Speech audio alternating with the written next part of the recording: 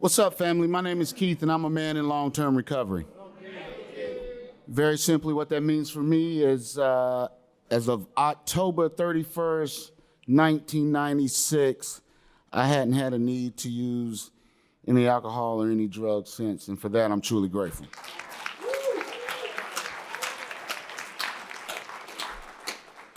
All right.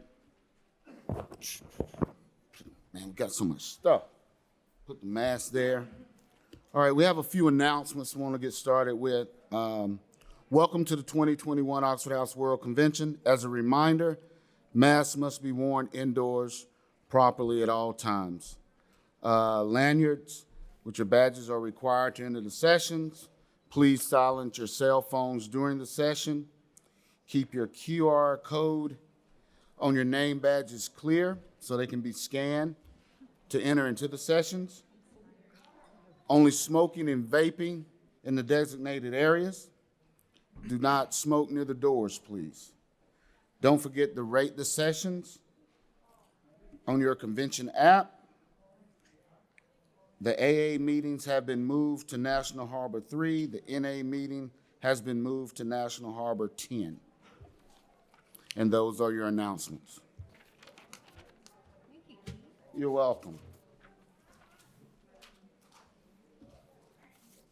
All right, guys, this morning we're going to talk about houses, chapters, associations, and alumni working together. All right, on the panel this morning, we have Paul Nodturf, is that correct? Michael Robinson, Megan Lewis, Tisha Temple, and Emily Cato. All right, Paul is originally from Foley, Alabama. He started his journey in Oxford House, Mobile, Alabama. He was currently the state chair of Alabama State Association, and he just finished his term as chapter chair for Chapter 2 in Alabama. Paul enjoys fishing and learning about investments and cryptocurrency. Yeah. Yo. Michael is a senior outreach coordinator in Southern Arizona. He started his Oxford House journey in Oxford House Roman in Shreveport, Louisiana. He held positions at the house and chapter level and participated in Housing Service Committee, specifically with fundraising and presentations before becoming an outreach worker and moving to Arizona.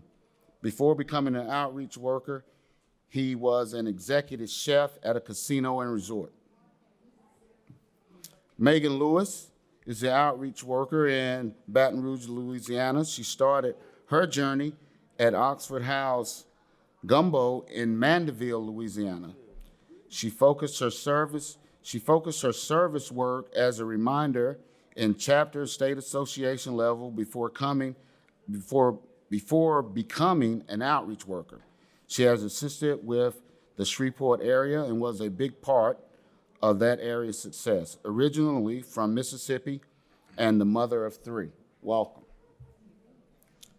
Tisha, that's North Carolina down there. Yeah. Tisha Temple, a respected symbol of transformative power, compassion, and community. Tisha Temple is a determined, I'm sorry, guys. First time I've worn my glasses since I've been here, and I'm still kindly adjusting. The same unconditional positive regard that has encouraged her to maintain sobriety since July 26, 2014. She advocates on the behalf with a vulnerable population through an array of media, conventional, and faith-based platforms. Working under the direct supervision of North Carolina Substance Abuse Professional Practice Board, she provides a continuum of supportive services for individuals coping with substance abuse disorder as an intricate recovery referral specialist with the Alcohol Drug Council of North Carolina and as a peer advocate for Oxford Houses of Wake County. In between championing her children's dreams and loving on her grandkids, Tisha remains devoted to her ministry and work on elevating lives. Thank you, Tisha. Glad you're here. Emily Cato. Emily Cato is a regional manager for Oxford House, Inc. She lives in Indiana. However, she started her Oxford House journey in South Carolina in 2015. Emily has worked to expand 6 states in the northern Midwest region of the country, developing the multiple levels of support for each state. She is a person in long-term recovery and has been since December 28, 2013. A fun fact is Emily just finished her master's degree in social work from the University of Louisville, graduating summa cum laude. Congratulations, Emily.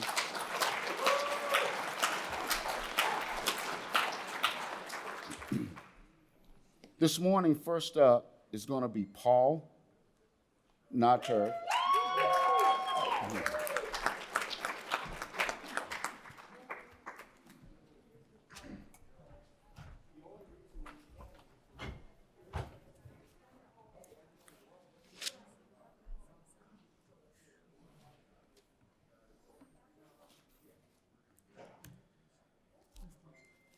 All right. Good morning, everybody. What, y'all got gummy bears in your ears or something? I said good morning. What's up, y'all? Wow, this, yeah, a lot of people, this just got real. All right, so I'm here to talk about, my name is Paul Nodturf. I've been in recovery since March 4th of 2020. And I actually got 18 months today, so.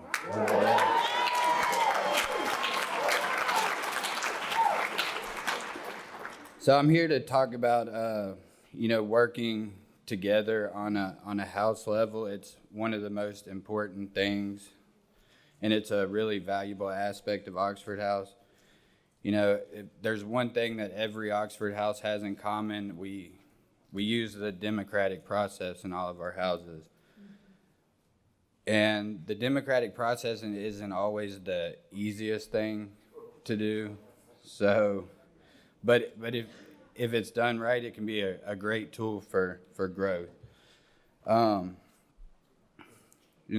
I first got to Oxford House, something crazy happened to me. It's like, I have an ankle monitor on my leg. I'm on house arrest, and these guys are trying to make me the president. I'm like, what?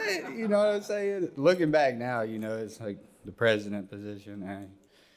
But yeah, it meant a lot to me then, and being treated as an equal in the house was a really powerful thing for me. And the democratic process that we use made me part of something that was bigger than myself. As a house, we were working together. We were managing our own finances, something, I hadn't done in a long time. We were solving problems together, learning to deal with uncomfortable situations, as I'm sure y'all know, come up sometimes. We were making decisions and finding solutions together. And the key word in that is we. We were doing that as a house. We were working together and growing together as a house. And you can't underestimate the power of that. Something like that can, teach you responsibility again, teach you to be responsible in your own life again. And, another thing I was encouraged early on was read that manual. Raise your hand if you've read that manual. That's what's up. That's a lot of reading going on. So,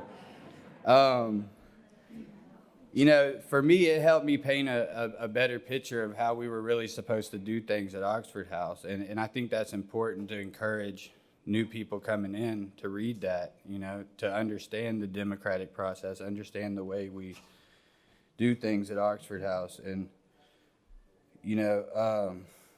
it's also important to stick to the term limits within houses, to make sure our newcomers are getting a chance to have these positions, to learn how we do things in the houses, the way we work together in the houses. because it could be that one thing that makes them realize, oh, if I can do this, I can do that type of thing. So it also, bringing in the newcomers the right way, teaching them the right way, the democratic process, doing it the way it should be done, could affect the way they bring people in later on, which is also really important. We want to set a trend here.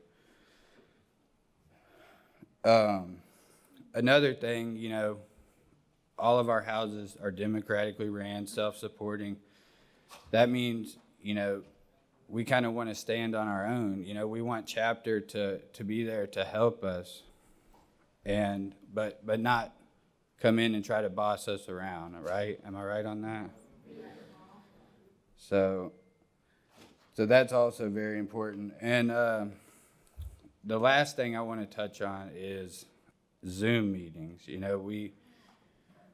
We've had to learn to use Zoom. Everybody knows that, and I've heard some people say, oh, well, it's impersonal. Well, the only thing I can think of that's more impersonal than Zoom is not having a meeting at all. Like, if you can't meet at all, at least we got something going on, So to me, Zoom is a good thing. It's a valuable tool. And we can still have state association meetings. We can all get together for our chapter meetings. We can even have people from out of town on our chapter meetings using Zoom. So that's a really good thing. And I encourage people to use Zoom. And for AA and NA meetings, since the virus is getting bad again, don't forget about your recovery. That's always an option. It may not be the exact thing you want, but it's something and it works. So, wow, I made it through that. Like,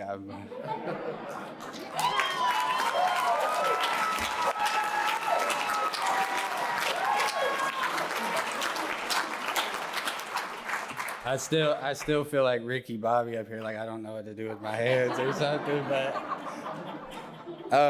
so I'm very blessed to be here. I'm so thankful that I was given this opportunity, and y'all enjoy the rest of y'all's convention.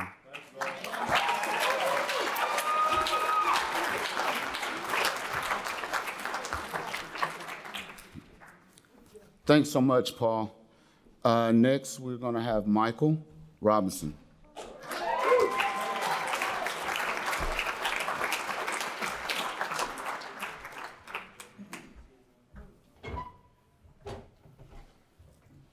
Let's see here.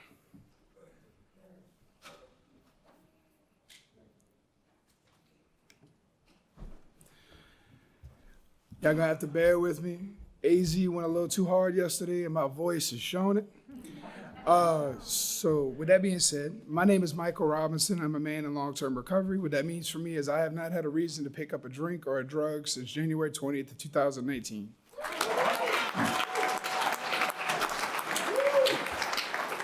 So I am truly grateful for that, but probably not as much as the great state of Louisiana. So I was born in southern Louisiana, down the bayou in an area called Houma, Louisiana, south of New Orleans. And I'm gonna kind of on a side note, that's probably one of the most worst devastated areas right now dealing with this hurricane, and it's getting no coverage, and it breaks my heart because my family is suffering. But keep them in your thoughts and prayers, okay?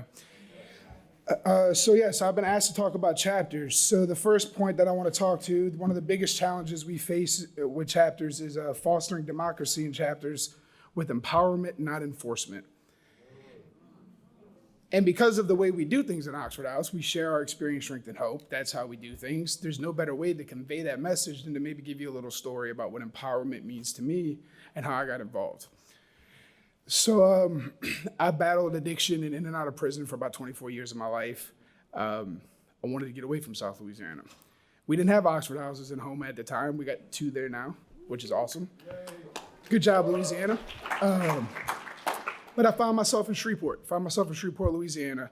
I went to a phenomenal recovery place there, New Day Recovery. really changed my life, gave me some real good tools, some foundations on how to process some things, and kind of get the ground started for the dream of the house that I wanted for myself. And when I say that, it's my spiritual house, right? How I'm going to develop where I'm going.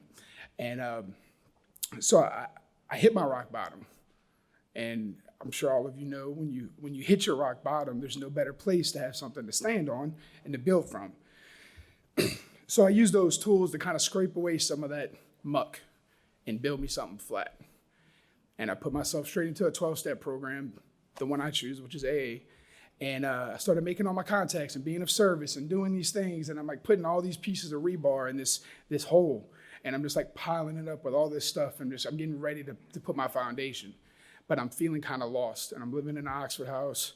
And I'm trying to work the steps. I was probably focused on some of the ones that's not in the book more than the ones in the book. And I put myself in a position of like, what am I going to do? How am I going to make my recovery better for me? And I was fortunate enough to have two amazing individuals in chapter one. One is Jennifer Ferguson, who couldn't be here with us today, and Brandy Bauer, who most of you all know. And through sitting down and having some conversations with them, they was like, well, you know what? You can get more involved in the houses. Come to some chapter meetings. Come check it out. And I think the first chapter meeting I went to was at the Belladonna house in chapter one. And I didn't know what they were talking about. I was completely lost. I was kind of uncomfortable. Sat there like a fly on the wall, but I was paying attention. And I seen all these people like having unity and they're like all involved in each other's lives and hugging each other. And I'm like, man, this is way cooler than the fellowship I was seeing on the recovery side. And they told me, well, if you get involved, that'll help you carry through the other 23 hours out the day.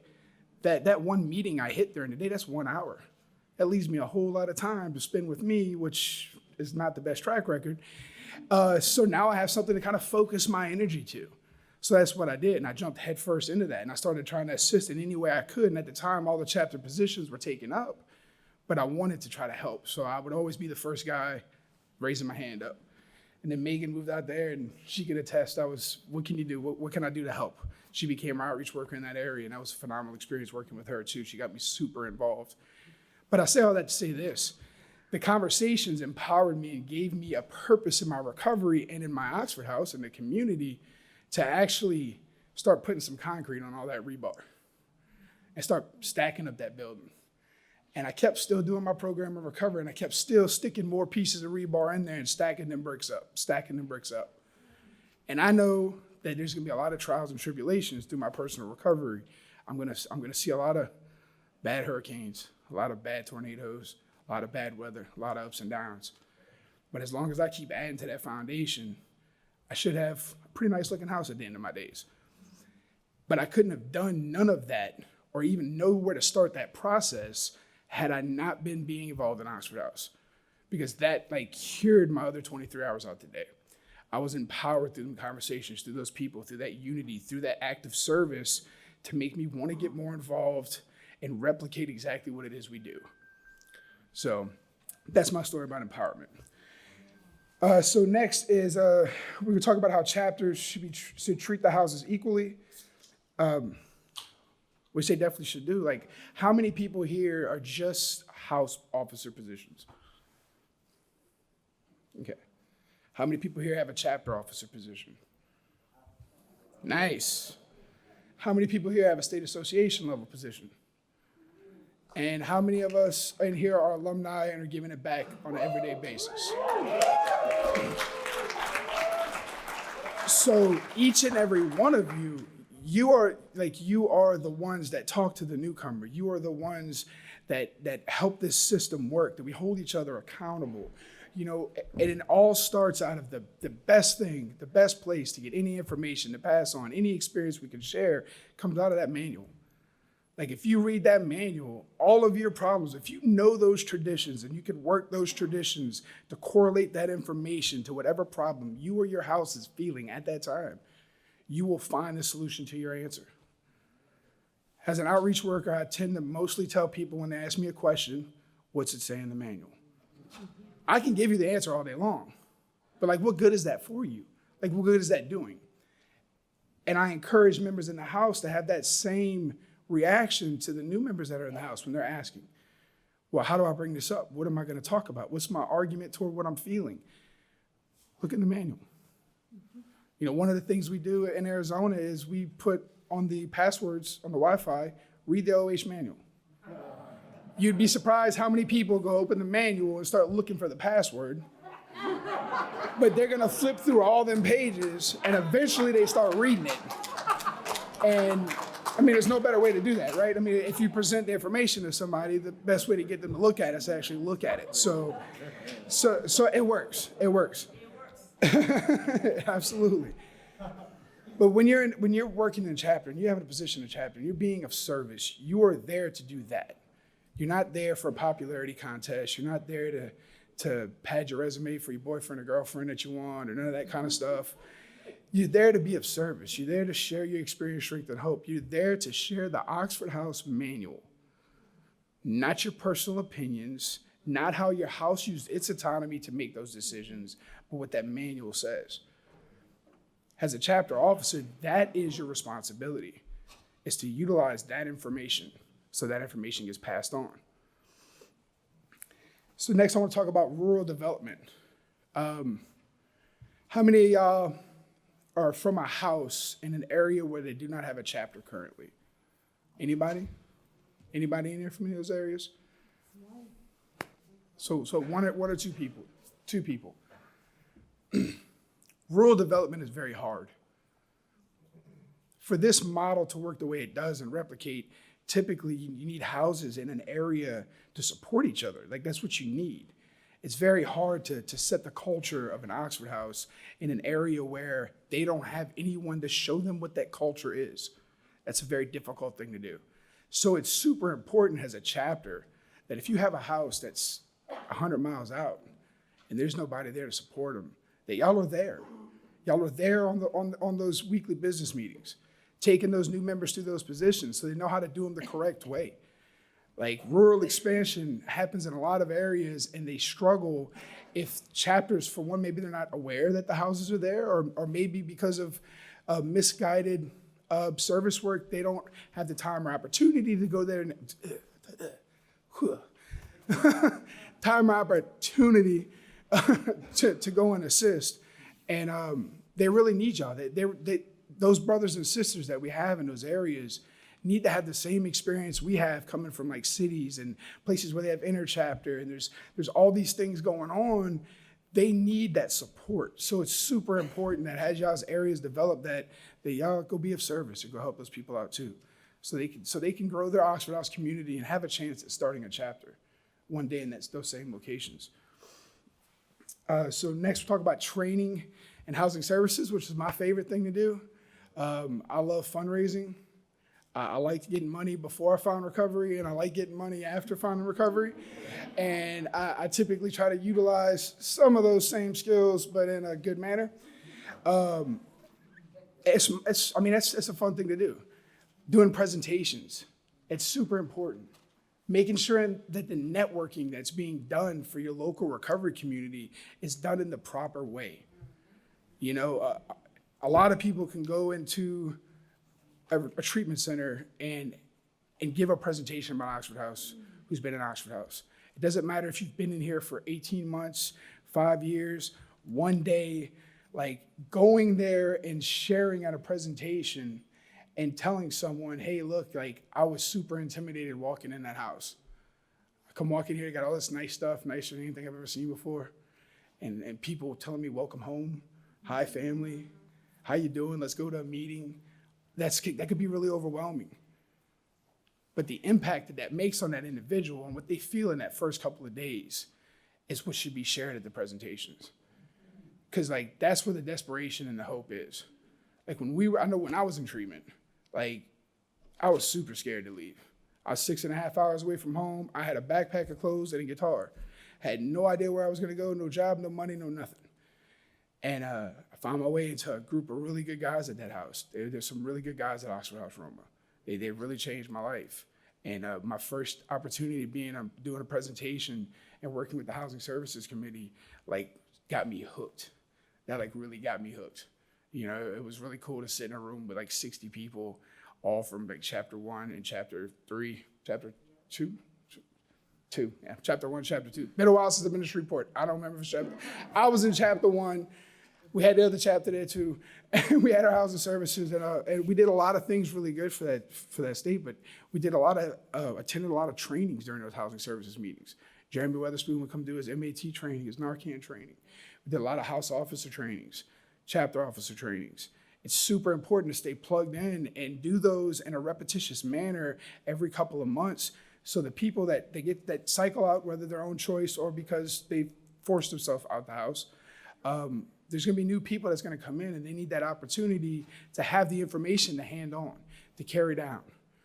And so it's really, really important that as a chapter, you stay super focused on trainings whenever the opportunity arises.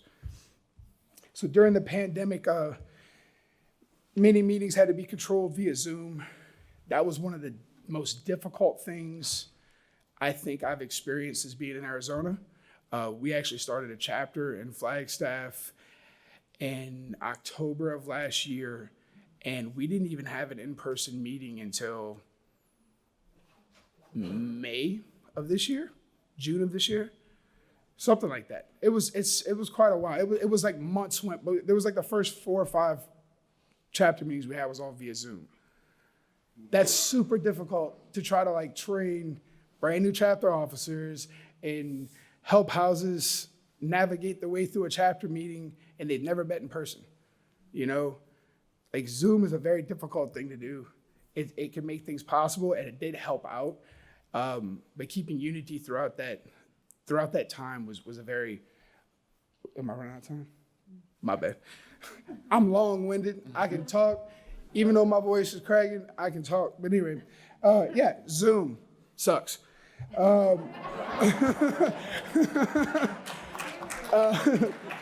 And I'll leave with this, like, if you read your house manuals and you're in the chapter level, read your chapter manual so you know what it is you're going to do when you go assist these houses. Like, go there with the intention to serve, not the intention to govern and or control. You are there to assist. So, know your stuff. That's all I got.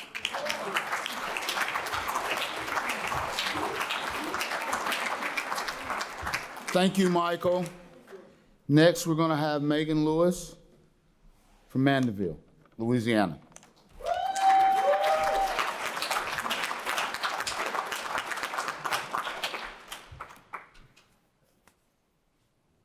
Let's see here. Okay, I don't know what I'm doing, so I'm just going to leave it.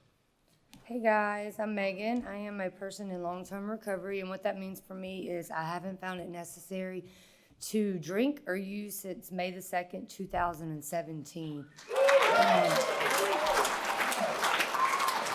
And for that, I am truly grateful for, and also for Oxford House. I wouldn't be here today standing in front of all you beautiful people if it wasn't for Oxford. So I'm going to talk to you today about the state association and how important it is to your state to be involved in that level. I know for me, you know, just going into a house and just, you know, seeing the few houses that you had in your area, and then I got talked to go into the state association, so I did, and when I walked in, it was just like an amazing feeling to see that your whole state, you know, of Oxford houses, the support that comes from every area, and just to watch, just to see that on that level was very amazing. So I got involved and became an outreach in 2019, moved to Shreveport with Michael. Love to watch him grow. That's the beautiful thing of this, is being part of watching people, you know, grow in this. 2020, I moved to Baton Rouge, Louisiana, to get closer to my kids. When I moved to that area, they had experienced some little difficulties with the COVID, kind of really hit them a little harder. And they were, their houses were about to shut down. And the state stepped in and they loaned Baton Rouge money to keep these houses going. And I don't know for you, but What that means for me is there were beds that were able to stay open, which when beds stay open, we can save lives, you know? And that is amazing. And if it wasn't for the state and their level of support and coming in and loaning this money, like all these I see in this area now these houses that are filling up and new people's coming in, and that's what it's about. And I am truly grateful to be a part of that. Also getting involved in your state level so you can be a part of that growth. Like he was saying, watching Homa become a new area, 2 new houses. They don't have a chapter, they don't have a state, but the state association helps, we support them. I'm very blessed in my area. I have the state chair, I have the co-chair, I have the housing services rep, I have the alumni association chair.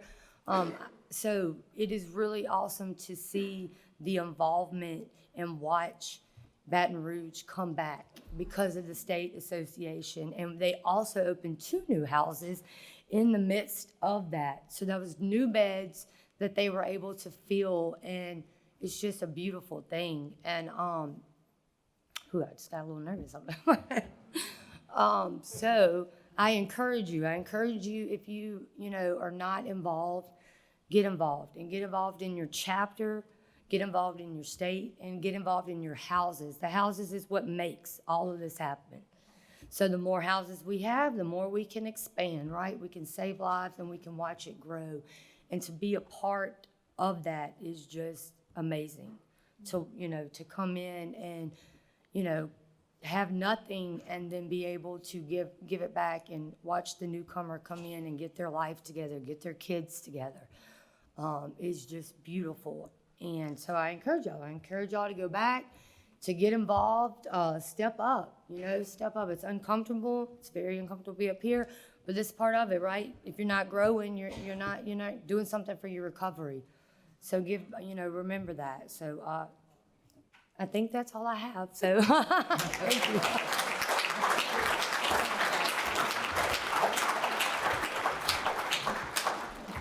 Thank you, Megan. And next, we're going to have Tisha Temple from North Carolina.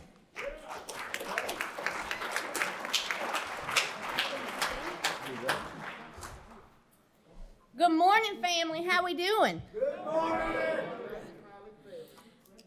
I like people that talk back, so y'all act like you here. All right. My name is Tisha Temple, and I am a woman who's living in long-term recovery. What that means to me is that I haven't found it necessary to use any alcohol or drugs since July the 26th of 2014.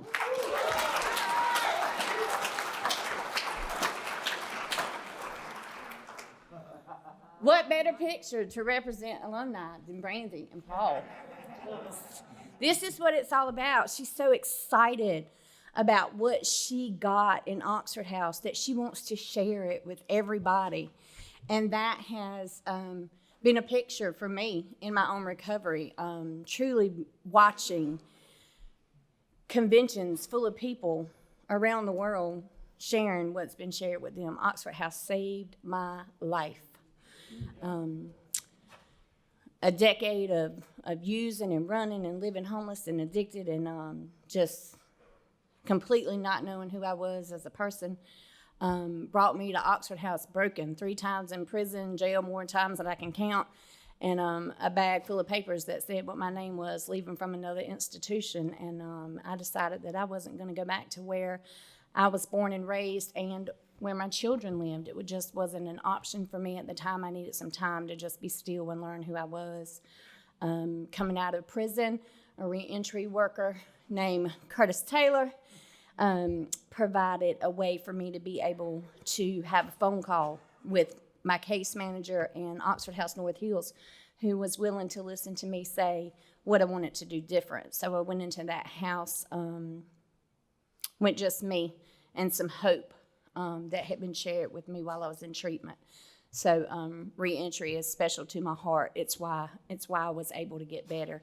In the room today, Sheila and Donna lived in North Hills Oxford House when I came into those doors, and those ladies truly loved on me.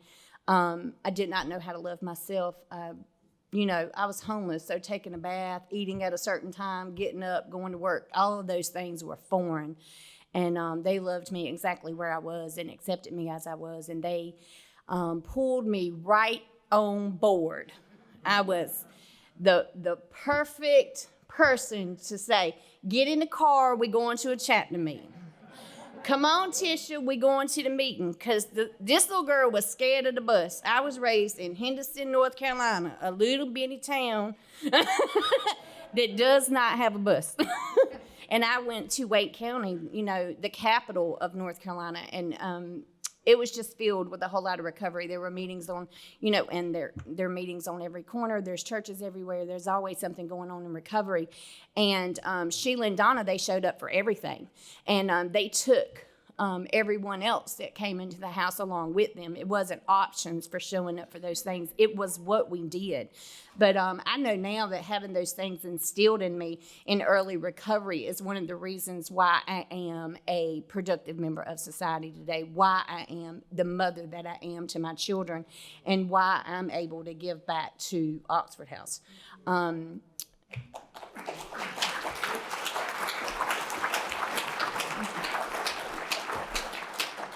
Chapter meetings, state association meetings, getting to know people, Oxford House Christmas parties, going to the park, having some cookouts, going to other women's houses, being able to cook out in the backyard for 4th of July, just being around people that did not want or need anything from me other than to see me grow.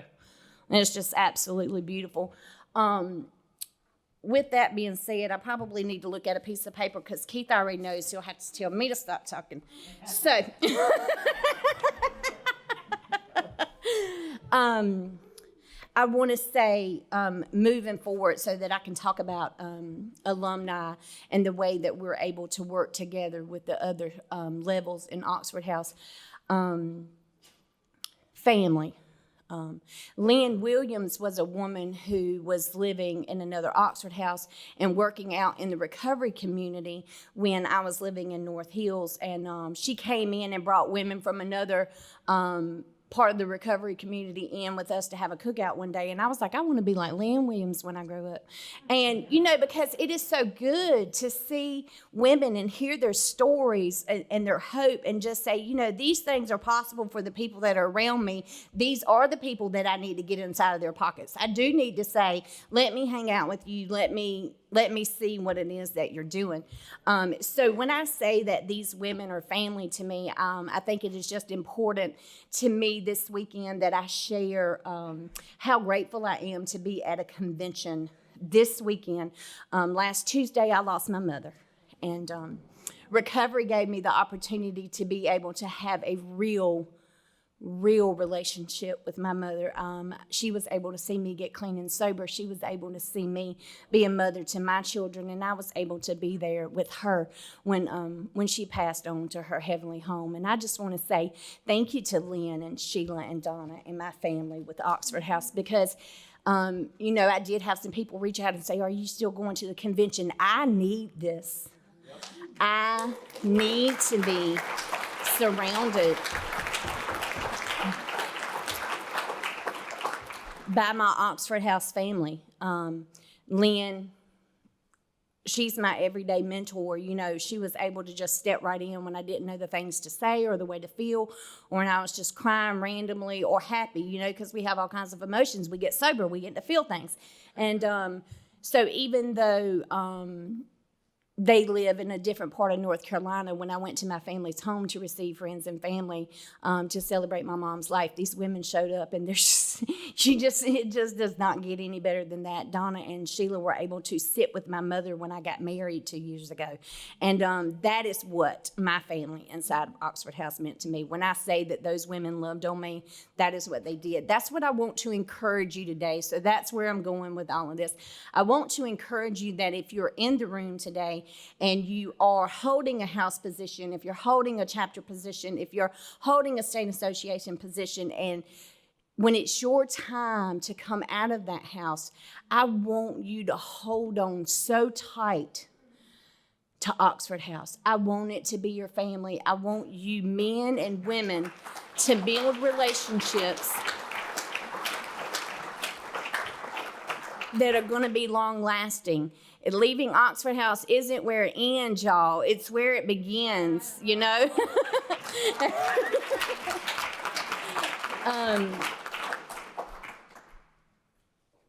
So alumni, Lynn started the Alumni Association. Well, she got people to come in from other states to share the bylaws. We all sat down with a group of us, 25, I think, coming into that meeting for alumni in North Carolina, creating our own bylaws and just sitting down with a group of people who knows how important it is to be able to go in a house and love. So if you ever know one thing about me, that's the most important thing in my life today, is to just be able to sit beside somebody else in joy and in sorrow. And I think that alumni is a beautiful part of just being able to go be in a house. So I'm the bag lady. Everybody knows that if they've got something that they want to give away, that they can give it to Tisha, because I will find somebody to give it to. And so I have a lot of people in the community that like to reach out to share things, you know, so toothpaste, soap and shampoo and sheets and, you know, pictures to hang on the wall and crock pots and coffee makers. So I just collect things, and then, you know, I get to go around the houses and I just get to meet the newcomers that are coming in. I get to answer some questions if they have any, and I get to encourage them to learn for themselves, to be a part of, to show up for themselves, to show up for their house, to show up for the chapter meetings, to show up for state association, to tell them what it means to be able to go to a convention and just be surrounded by other people that know what it is like to be them. And I get to live a life today that is a model of the recovery community that was given to me through Oxford House. I want to say that we created a scholarship in North Carolina. Corey Yancey was at every single convention, a huge part of our Oxford House family and part of our alumni, and we were able to send 6 people to the World Convention through that scholarship.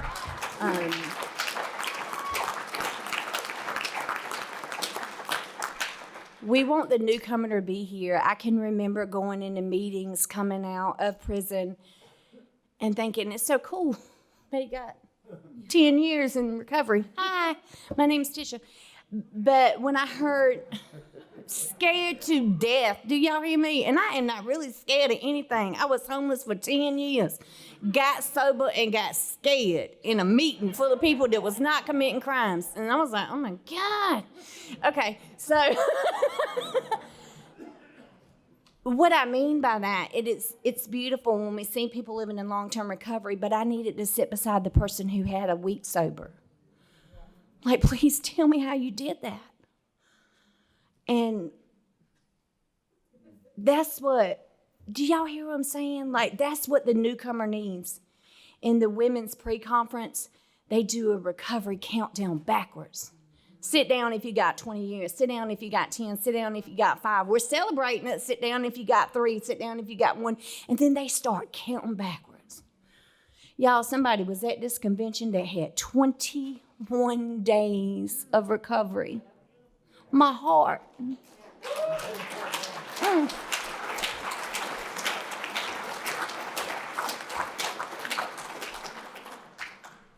You know what she's going to do? She is going to get some time and she is going to bring somebody else to this convention. How life-changing that is going to be. To have just a little bit of time and be here celebrating recovery with all of us. I encourage you, show up. I'm going to say it one more time. Show up for yourself. Show up for the chapter meetings. Show up for the state association meetings. Show up for alumni. Give somebody your name, address, telephone number. Stay in touch. Come back to the convention and bring somebody with you.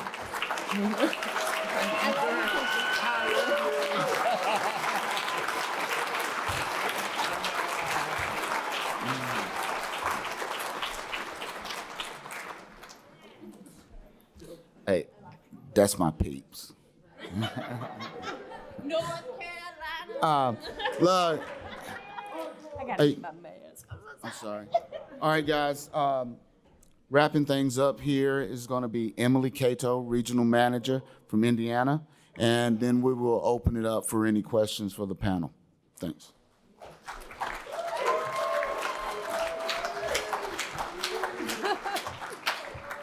Where do I go next? Right there. So I get to do the summary, guys. For anyone who works for me, you know I love to talk about summarizing the levels of support, right? How many people have had someone tell you what to do in your life? How many people listened? Listened. Yeah. If I had listened, I wouldn't have done that bid in the South Carolina Department of Corrections, right? And I wanted to ask you guys that, and this is totally getting in my way, I can't handle it. I wanted to ask you guys that because how many people have sat in an Oxford house and had a chapter come in and tell you what to do? How did that make you feel? Did you feel like you had the capacity to democratically run your home when someone came in and told you what to do? You know, the beautiful thing, and I love that we say levels of support. And I love that we start with houses. Because at the end of the day, I am here to do, as a regional manager, what your house tells me to do.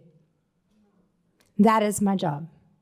My job is to help you to develop a chapter that is going to come in and support you when you ask for them to help you, to get you through with their experience, strength, and hope, their education on the manual, and whatever is going on in your house. And then the next one is the state. And then if you live in one with a region, you get the region. And then you have some outreach workers or a senior outreach worker. But we start talking at the level of houses. And it is so, so very important that you allow a house to ask you to come help them. I'm going to be honest, 90% of the time, I think I know the answer. 10% of the time, I'll just tell you the answer I think is going to work, and I say it in a way that makes it make like I actually know what I'm talking about, and then we cross our fingers and hope for the best, right? The reason I have the experience to guide a team of people to help each of you in this room is because somebody stepped out of the way of themselves and their own ego and gave me time to make mistakes, and I screwed it up. You know, I was that resident that was like, don't call our outreach worker. I want my boyfriend to spend the night, right? And, made some really selfish decisions that were best for my life at that time. And then I moved out of that house after making a few selfish decisions, and some people with some less time and some less knowledge moved in, and relapses started to happen. And what I realized was I needed to learn from those mistakes. So every time I have a female house that asks me, like, why can't we have all of our boyfriends spend the night? And I'm not saying you can't, but I can share my experience on it. And you can make your own decision. And then when it goes horribly wrong, as it always does in a women's house with 7 men walking in and out of the bedrooms, I will come back in and we will figure out how to fix it together. Right? So, yeah, I did just finish a degree in social work, and I learned something. And I'm going to share this with you, but it's also something Kathleen Gibson says every time she tries to guide me on how to be better at what we get to do, because it's a privilege to get to have this job. She says, start off every time that you have to have a confrontation with someone, or if you need to talk to them, and this is for every level of support, right? Start by validating something that they've done. Tell them something about themselves that they are doing right. And then let's confront them. Then let's have a conversation with them about what they could be doing differently. And at the very end, use some empathy. It's hard. I struggle with it to this day. I used a lot of drugs. It removed a lot of feelings for a very long time. I have to be actively aware. Sometimes my team will tell me about myself. I have one, he's sitting in this room, who called me one day and he was like, you tell us to be constructively critical and you just reamed me, and that wasn't very constructive of you. And he was right. He was right. I was in my feelings and I didn't act as though I am teaching other people to act. And these are the things when we're talking about all the levels of support that we need to keep in mind. So validate before you confront and then empathize with them after you have. And that is how we can help guide people. I don't need to tell you what to do, but I do need to help talk to you about where you're at. So trusting that process. You know, everyone sitting in this room, there's a reason that we develop these levels. And what I want to do is talk about the why. Someone told me once that I don't share enough about my personal life. So I'm going to share on a personal level with you guys. And I'm going to talk about my family, who I'm going to let you know is also in this room today. I moved to Kentucky 6 years ago. And there was no contract, and I had no idea what I was doing, okay? There were no houses in the state that were operating according to the model. There were some rogue ones, and they told me to be an outreach worker and open some houses, and I was like, I'm going to do this for a little while.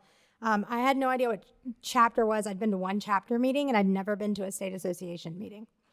So I started trusting the process, and I opened some houses. And we developed a chapter. And so there's some members of the chapter from Louisville, Kentucky that are here. This is great, right? Because we developed a few houses and now we have this next level of support. So we stick around for a little while and now we're like, oh, we've got a bunch of chapters in this state. Now we need a state association. So we developed a state association.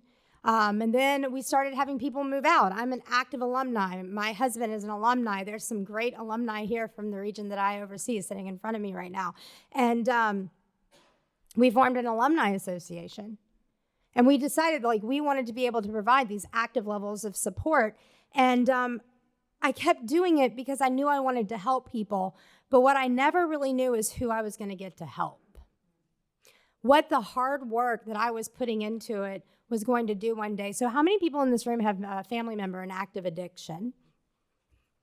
How hard was it for you to realize that you can't help them? How many times has that phone ring and you know it's a crisis on the other end and you can't answer it? And it's hard. It is so hard to watch them struggle for years and years. And you're like, I have this great place and Oxford House is amazing and it's changed my life and I'm in recovery and I want you to be a part of it. And you've even maybe tried once to get them in a house and they just didn't quite get it that time. Maybe it was because you're too involved. I can tell you, I was too involved. But you sit there and you just continue and you help the next person and you develop. What we're talking about right now is a multiple level of support, which is also removing you from the process for a minute. Because what we need in recovery are other houses and other chapters to sometimes step in when we can't even see what's going on in our own lives, right? So the truth is, I can't help my brother. I still can't help my brother. Can I tell you a story a little bit? He called me in January of this year, in a crisis. Another crisis. And I was like, here's a phone number, call it. It was Goose's number in Charlotte, North Carolina, because I've developed support across the country through Oxford House. And my brother's from South Carolina, and I couldn't do anything. I was exhausted. I love him. I was tired of his shit. Okay? And he kind of called, and then he kind of didn't. And then he kept telling me all the reasons that he couldn't make it to that treatment facility. Right? It was the Salvation Army. He didn't really want to be homeless. But if you ask him today, he was already homeless. He was just living in someone else's house and carrying a bag around, right? But I knew that Goose knew how to talk to someone, so they had a conversation. And let me be honest, that started something. By removing myself, by allowing what Oxford House has created, these supportive levels, there was someone else who could answer the phone, and it wasn't me.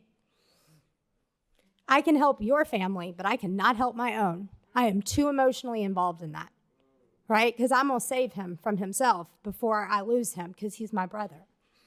And so for about a month, we went back and forth. And in the end, he went to, ironically, for someone who didn't want to go to a homeless shelter, he flew up to Kentucky and went to a homeless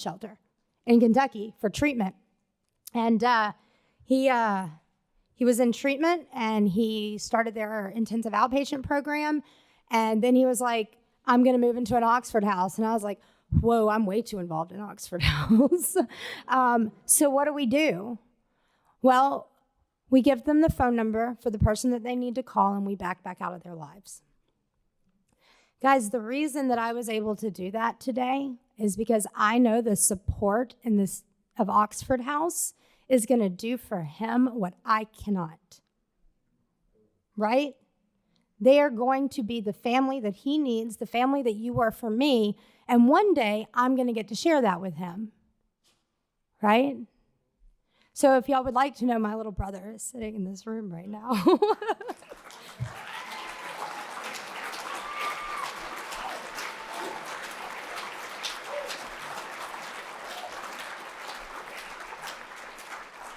And he is a miracle, and he has 6 months in recovery, and I didn't help him get here.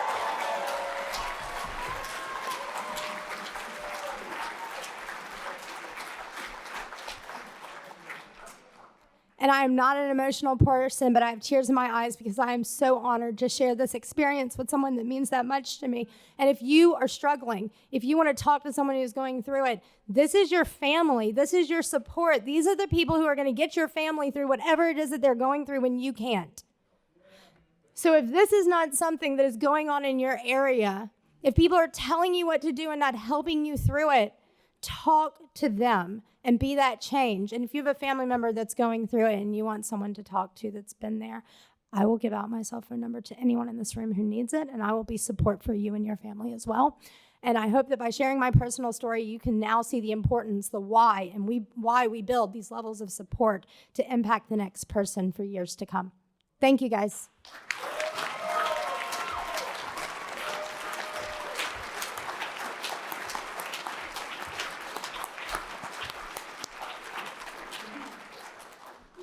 Hey guys, let's thank our panelists again for sharing.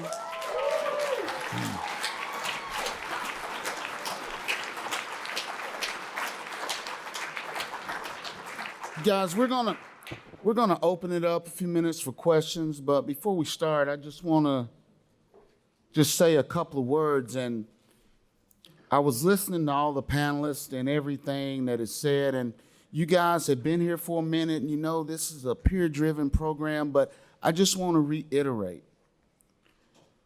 When we are in these houses and new members are coming in, it takes a minute for them to find their voice. It takes a minute to find their voice.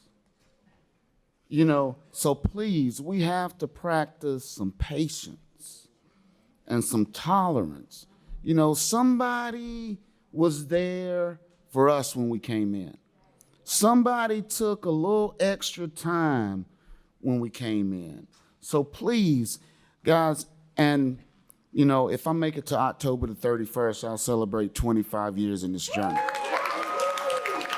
And I don't say that to be boastful, but I say that to know that, guys, we have to practice recovery. Oxford House is good. I think Oxford House is the best thing since sliced bread. And I don't know where you're finding your recovery, whether it's 12-step, whether it's church, but we have to find that spiritual connection, because I see so many people leave Oxford House, and, you know, I am an alumni now, but they don't stay involved. And Oxford House was keeping them clean, but when they don't have it, there's a hole there. And so we got to make sure that we're practicing some spiritual principles and some things to fill that hole, so one day when we step outside of Oxford House, we're able to give back. But when you come home and it's just the wife there and she don't want to hear it, or it's just the kids there and they don't want to hear it, there's somebody to call. There's somebody to call, and we don't have to turn back to that pipe. We don't have to turn back to that bottle or that needle. So please, I encourage you guys, get involved in your house, but also get involved in your personal recovery. And it's going to make it that much easier to live with those 8 other members in that house. And that's going to make you read that manual. And that's going to make you follow some suggestions and some guidelines. Hey, and we're going to make it through. We're going to make it through. So thanks for letting me share. And with that, we're going to open the floor for a few questions. I don't really have a question, but I wanted to share that, like, using the levels of support to build constructive relationships. I lost my father this past Friday. So by you sharing that story, it, like, made me feel better about being here. So thank you very much, and thank all of y'all. We're glad you're here. My name is Wanda. I'm a person active, or whatever y'all are saying. I'm an alcoholic addict. I've been in Oxford for about 3 years. And during the pandemic, at the beginning of the pandemic in San Antonio, because we've got a pretty large area, we've got like 44 houses, 409 beds, and it started to really fall apart and people fell off. Well, I'm really good with technology. Up till then, I hadn't really been wanting to be involved with Oxford service because I was really involved with AA and that austere level of sobriety requirements, all that stuff. So I got very involved because everybody knew I could handle the Zoom stuff initially. So now I'm a chapter chair, I'm a citywide chair. We have the citywide level thing, the inter chapter, whatever you want to call it. And we've come a long ways. It wasn't even a binder when I started. I'm not bragging on myself. We just, the model, I've just followed the model, and our outreach there has been very powerful. My question, though, is that even now that we've done a lot, I'm very charismatic, they tell me, and I do great meetings, and everybody has a great time. When it comes to an open position, we, call the position open, female HSC, male HSC, whatever it is, and it's crickets. And then finally somebody steps up. And that's wonderful for them, and they're going to have a lot of growth, but it doesn't always the best thing, in my opinion, for the chapter or for the citywide level. And so I was wondering if any of y'all have experienced any of this and had any tips on getting people more motivated through Zoom, because most are like HSC, they're going to be in person, they're going to be doing this stuff, but the Zoom's so impersonal, they're like not feeling it. So, much of a cheerleader as I am, I haven't been able to do that. So I was just wondering if any of y'all had any tips on that.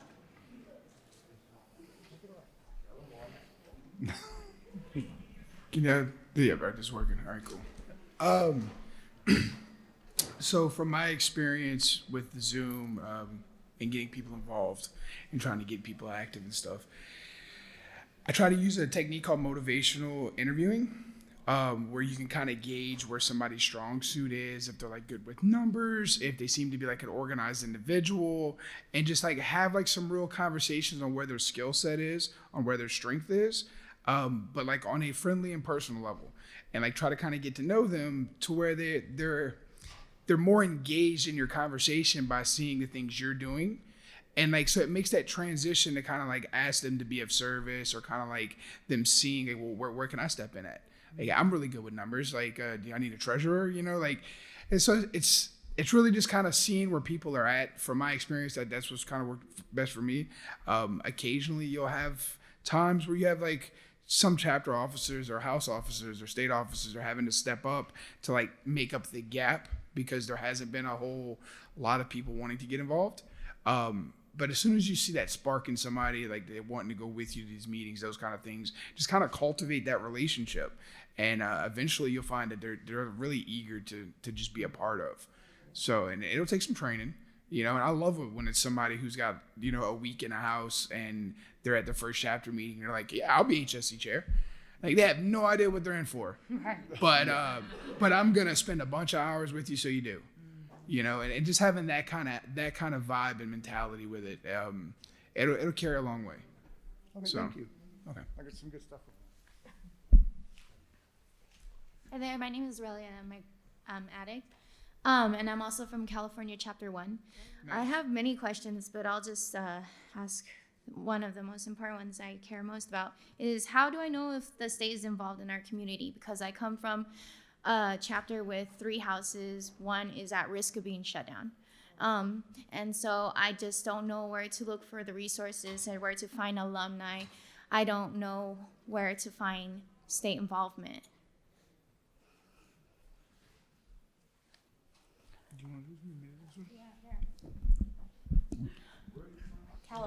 California, North California. Okay, and you have, whoa, that happened. I could like hear my voice in my own head really loud just now. You said you only have one chapter, or you have multiple chapters? So I'm from chapter 1. The other chapters are very far from us. Okay. They're very separate from us. The closest chapter is 5 hours away. And that can be pretty normal. I work in a more rural area, so we have chapters that are 9 hours apart. And what I would suggest to you is if you don't have a state association, that's something you're interested in. One, call and find out who your chapter chairs are for the other chapters and start a thread with them. I know group chats or whatever, but get to know them and ask them to take it to their chapter to start talking about forming a state association. And you have an outreach worker. Go to your outreach worker who has some experience. I know your outreach worker. And let them know that you're interested in doing it and ask them to help train you on how to facilitate getting this done. Because at the end of the day, the person that's going to start that state association is you. Okay, thank you.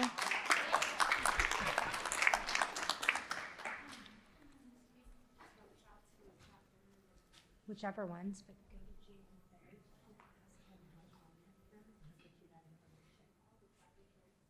yes. Hello, my name is Gilbert. I'm from Kansas. My question is, what's the easiest way to differentiate a chapter that bosses from a chapter that services? Well, for me, it's the amount of phone calls I get complaining about the chapter. Honestly. There's so many red flags, like when it's like chapter came in and they took our voting rights, or chapter told me to do this. Those are the big parts. Another thing you start to see is a lack of unity in the area.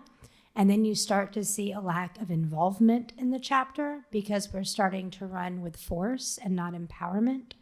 And it's not something where there's any one thing you're just going to be able to pinpoint.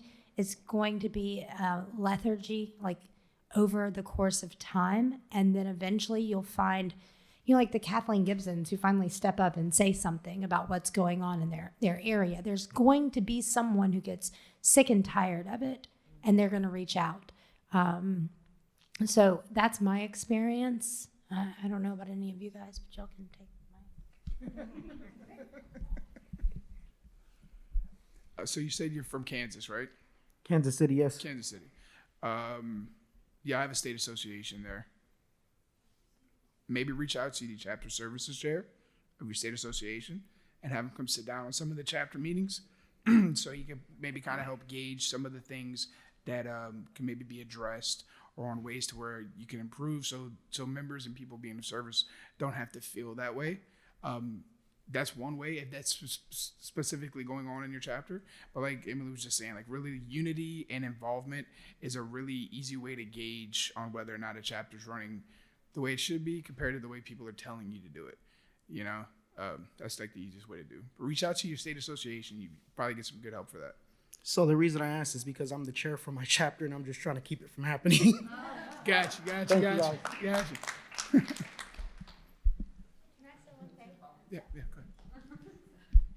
I do have one suggestion for you, Mr. Chapter Chair. Remember to let them call you and don't break down their door. Yeah. Hi, I'm Joseph from Springfield, Missouri, Chapter 4. We're a pretty young chapter, just a little bit over a year old, and I think that things are going well for us. I'm really proud of some of the things that we've done. We have 6 houses so far. One thing that I would like to see improve is the level of alumni engagement.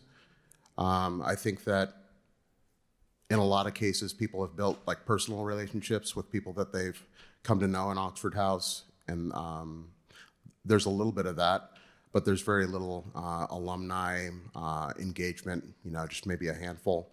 I wondered what the expectation should be. Is that normal for a chapter of our age? And what maybe we could do to improve that if it's not where it needs to be.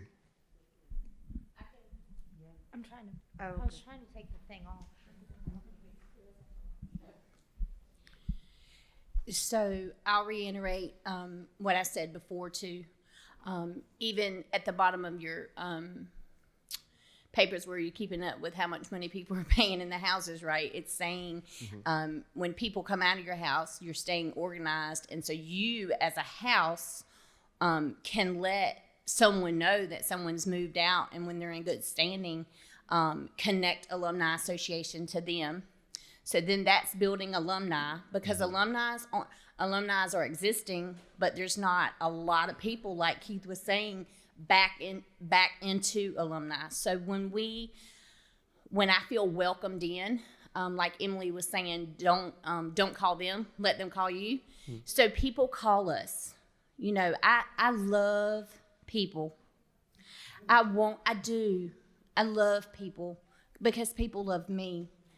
And people have my telephone number because I want them to be able to call me. I want to know when their chapter meetings are happening. I want to know what's going on at a state association meeting. I want to know what's going on in individual houses. I want to know what woman got custody of her kids back this week. I want to know who may need a new comforter or some size 9 work shoes, right? Yeah. So you be that person. You be that alumni who makes themselves available, because that's really, truly all we have to do is be available. So I just encourage you to, like you said, we all do know people, and there's going to be that tribe of people that we're around. But I will walk up to a stranger and talk to them. I want to know who are you? Where did you come from? How did you get here? You know, so just encourage you to be that person. And when enough people see you doing it, then they'll start doing it, and then somebody else will start doing it, and then alumni is going to be more engaged. Call your alumni association, invite them to your Zoom meetings, do a men's empowerment group, let one of them help with it. Let them buy the pizza or the donuts. Oh, I misunderstood. I don't think that our chapter has an alumni association now. Okay, hey, the lady on the end there and the lady sitting right there in the front, because this is what I know. They reached out for help to form our alumni association in North Carolina. And since we are a family, we had some family from Texas come to North Carolina, walk us through the process, and now we have an alumni association in North Carolina. And so it is time for them to return that. So reach out to them so they can come to the doors, walk you through that process, and help you form that alumni association. Okay. That's the way it works. Yeah. Okay. Yeah. I'm so glad to have people around me that understand questions that I got completely wrong. It was still helpful. The answer was still helpful. Hi, my name is Edward, and I'm from the Bloomington, Illinois house. So I'm the only person from my house here. So I feel a little bit overwhelmed because I was one of the few to raise my hand and say that we don't have any chapter connection, because we've been really disconnected from OHI for a number of years. And so I feel, as the only person here, kind of responsible for, getting us up to speed. Because, we have alumni that have never been to a chapter meeting, that have lived there 5 years ago. And, so we're just an island adrift, basically. And so I guess I just wanted to come up and ask if you had any advice or encouragement or suggestions on how to get there, So I'm going to do you a solid, and I'm going to tell you that we now have staff in that state, and one is about to be living in Bloomington sometime in the next 30 days to help you guys form this chapter, get your alumni, who I've had the pleasure of meeting with some of them. The work that they're doing for your house has been phenomenal. And that I will personally be up there traveling throughout the state to help provide the support you're asking for. So if you will give us about 30 days, we'll have a second house there, and then we'll start talking about your chapter. All right, great. Thank you.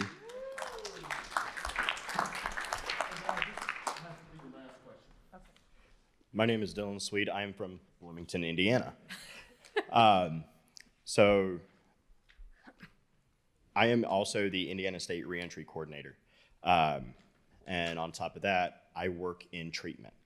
There are times, I just checked it, on my next paycheck, I will have 150 hours. So there are times where I feel overwhelmed, where reentry is a full-time job. And then on top of that, I have 2 full-time jobs working in treatment as a behavioral health technician and doing transports. Sometimes I go to Cleveland, Chicago, from the southern part of Indiana. There are times where I feel like I cannot give reentry the appropriate attention that it needs. I'm a huge proponent for it. I fight for it. And it is the only position that I feel where between that and housing services where we are, if we don't do it appropriately, we are playing with people's lives. And that's what I tell my reentry chairs all over the state. You don't have to do your job perfect, but do it to your best ability, because there are some people, I got an application a couple months ago where it looks like if we can get this guy placed now, he's looking at early release. If we don't, he's looking at another 10 years. And if they do get released from prison and we don't, and they slip through our cracks, they go back on the streets, they could die, they could go back to prison for another 20, 30 years. Is it appropriate to delegate?